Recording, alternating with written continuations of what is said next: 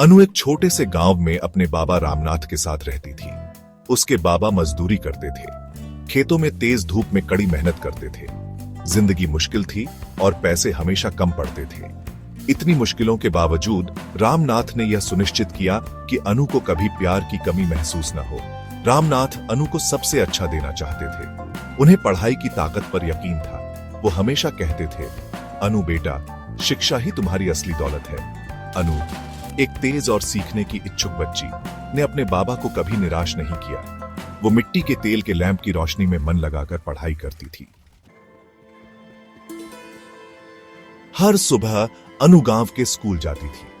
उसकी आंखों में ज्ञान की प्यास चमकती थी।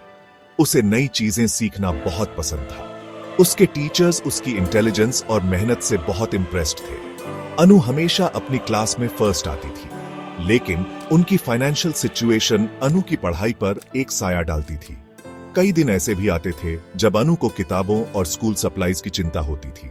रामनाथ उसे दिलासा देते, चिंता मत करो बेटा, हम कोई रास्ता निकाल लेंगे, और वो हमेशा निकाल लेते थे।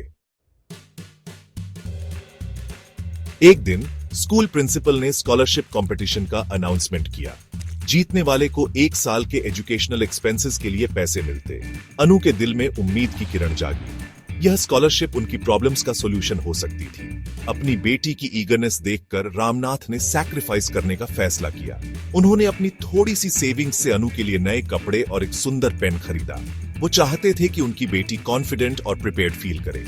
जैसे ही अनु को ये गिफ्ट्स मिले, उसकी आंखों में आंसू आ गए। वो अपने बाबा की कमाई के हर रुपये की वैल्यू जानती थी।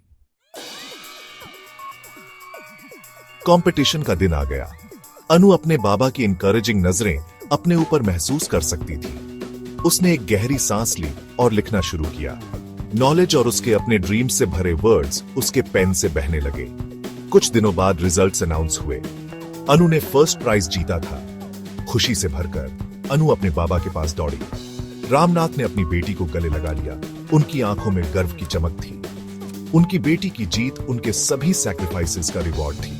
अनु की कहानी हमें याद दिलाती है कि मेहनत, लगन और अपनों के अनवेवरिंग सपोर्ट से नामुमकिन सपने भी पूरे हो सकते हैं।